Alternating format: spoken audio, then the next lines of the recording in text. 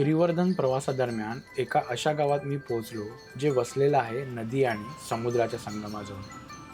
ठरलेल्या दिवशी सोलो राईडचा प्रवास सुरू झाला.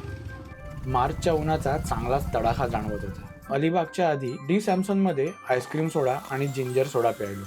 एकदम रिफ्रेशिंग वाटलं. इथे 10 वेगवेगळ्या फ्लेवर्समध्ये सोडा मिळतो, तुम्ही ट्राय करू शकता.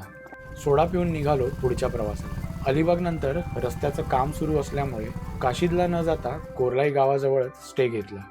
संध्याकाळी कोरलाई गावात फेरफटका मारायला निघालो. अरबी समुद्राला मिळणारी कुंडलिका नदी आणि तिच्या काठावर निवांत तरंगत उभ्या असलेल्या बोटी. दिवसभर कष्ट करून संध्याकाळी विसावलेलं कोरलाई गाव आणि समोर दिमाखात उभा असलेला किल्ला, हे सगळं दृश्य खरंच मन मोहून टाकणारं होतं.